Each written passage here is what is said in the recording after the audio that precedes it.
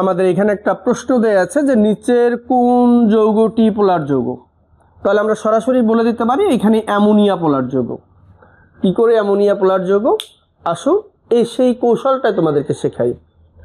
এখন এই যে পোলার যৌগ, মূলত পোলার যৌগ জিনিসটা কি এটা আমাদেরকে সুন্দর করে আগে বুঝতে হবে। এই পোলার যৌগ জিনিসটা কি এটাকে বুঝতে গেলে আমাদেরকে জানতে হবে পোলার যৌগটা কি। যে যৌগের অণুতে ধনাত্মক ও ঋণাত্মক প্রান্ত সৃষ্টি হয় তাই পোলার যৌগ।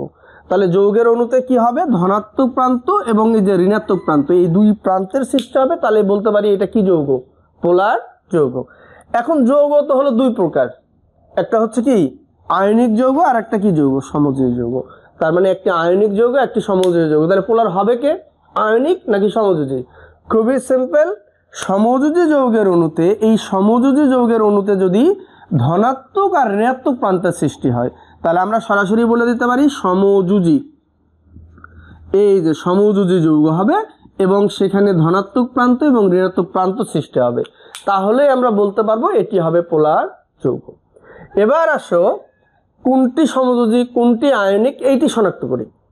তাহলে আমরা আপাতত সিম্পলি একটা বিষয় মনে রাখার চেষ্টা করি, সেটি হচ্ছে যে ধনাত্মক আর ঋণাত্মক, অর্থাৎ ধনাত্মক মানে হলো ধাতু আর এই ঋণাত্মক মানে হলো অধাতু।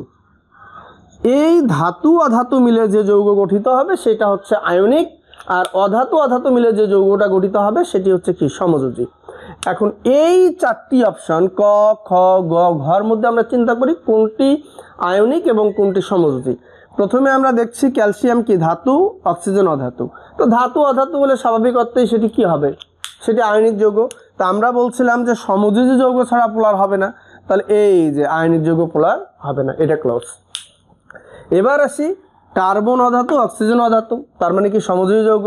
সিলিকন অধাতু, সিলিকন অধাতু অক্সিজেন অধাতু, তার মানে এটা কি, এটা সমযোজী যৌগ। তারপর এই পাশে কি অ্যামোনিয়া অধাতু, হাইড্রোজেন অধাতু, তার মানে কি এটা সমযোজী যৌগ। তার মানে এই তিনটি অপশনই আমাদের পোলার হওয়ার সম্ভাবনা আছে। এখন সেটি পোলার হবে কিনা এটা একটু বোঝার চেষ্টা করি। এবার আমরা একটু খুব ভালো করে লক্ষ্য করি, আমাদের প্রত্যেকটা মৌল, যেমন আমাদের পর্যায় সারির মধ্যে হাইড্রোজেন থেকে জিঙ্ক পর্যন্ত যে কয়টি মৌল আছে প্রত্যেকটারই একটা করে কি পাউলিং স্কেল অনুসারে তড়িৎ ঋণাত্মকতার মান আছে। এই যে পাউলিং স্কেল, এই যে পাউলিং স্কেল, এই পাউলিং স্কেল অনুসারে তড়িৎ ঋণাত্মকতার একটা মান আছে। তড়িৎ ঋণাত্মকতার মান অর্থাৎ 0 থেকে যদি 0.5-এর মধ্যে ঋণাত্মকতার মানের পার্থক্য হয় তাহলে সেটা হবে বিশুদ্ধ সমযোজী। 0.5 থেকে 1.7-এর মধ্যে হয় তাহলে সেটি হবে পোলার সমযোজী।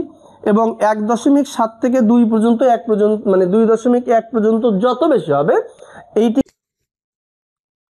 পাউলিং স্কেল অনুসারে ক্যালসিয়ামের তড়িৎ ঋণাত্মকতা 1.0, অক্সিজেনের তড়িৎ ঋণাত্মকতার মান 3.5, কার্বনের তড়িৎ ঋণাত্মকতার মান 2.5, সিলিকনের তড়িৎ ঋণাত্মকতার মান 1.8, নাইট্রোজেনের তড়িৎ ঋণাত্মকতার মান 3.0, হাইড্রোজেনের তড়িৎ ঋণাত্মকতার মান 2.21। পাউলিং স্কেল অনুসারে কোনো যৌগে তড়িৎ ঋণাত্মকতার মানের পার্থক্য দিয়ে আমরা পোলার যৌগগুলো শনাক্ত করতে পারি। নিচে যে আমরা পোলার যৌগ কোনটি আসলে পোলার যৌগ এটি শনাক্ত করার জন্য আমরা যে তড়িৎ ঋণাত্মকতার মানগুলো দেখলাম, ক্যালসিয়াম অক্সাইডে তড়িৎ ঋণাত্মকতা মানের পার্থক্য 2.5, ক্যালসিয়ামের হচ্ছে 1, অক্সিজেনের 3.5, এই দুটি পার্থক্য করলে 2.5 হয়, যেটি আয়নিক যৌগ। আমরা বলেছিলাম কার্বন ডাই অক্সাইডের তড়িৎ ঋণাত্মকতার পার্থক্য, কার্বনের হচ্ছে 2.5, অক্সিজেনের 3.5, দুটি পার্থক্য করলে আমরা 1 পাই, যেটি 0.5 থেকে 1.7-এর মধ্যে, অর্থাৎ একটি সমযোজী যৌগ, এটি পোলার হতে পারে। তারপরে তৃতীয় অপশনে আমাদের ছিল সিলিকন ডাই অক্সাইড।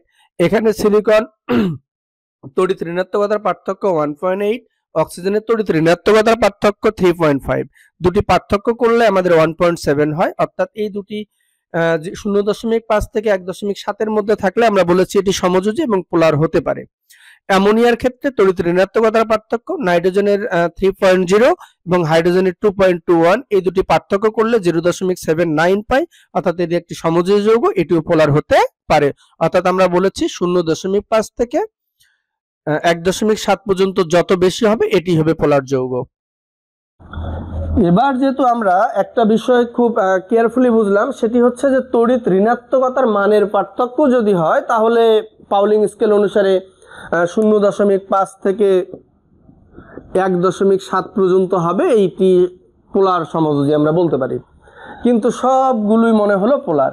এবার যদি আমরা এই ক্রাইটেরিয়াতে পোলার শনাক্ত করতে না পারি তাহলে আমাদের দ্বিতীয় যে ক্রাইটেরিয়াটি আছে সেটা আমরা একটু জানার চেষ্টা করি।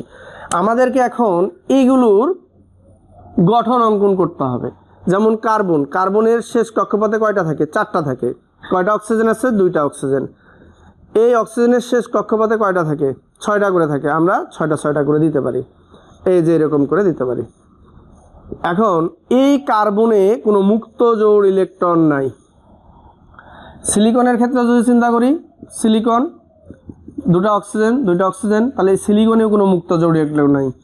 অ্যামোনিয়া যদি চিন্তা করি, এই অ্যামোনিয়া নাইট্রোজেনের যেহেতু কক্ষপথের শেষ কক্ষপথে 5টা ইলেকট্রন থাকে, 3টা হাইড্রোজেন যদি 3টার সাথে আমরা যুক্ত করে দেই, হাইড্রোজেন 3টা যুক্ত করে দিলাম, তাহলে এইখানে 2টা কি থাকে? মুক্ত জোড় ইলেকট্রন থাকে, অর্থাৎ লন পেয়ার ইলেকট্রন থাকে।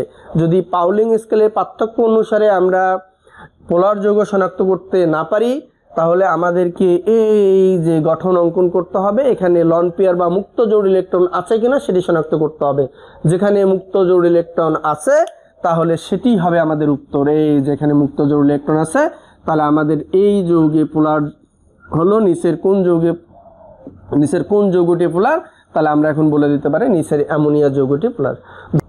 ধন্যবাদ, আজকে এ পর্যন্তই। আবারও দেখা হবে পরবর্তী কোনো সেশনে।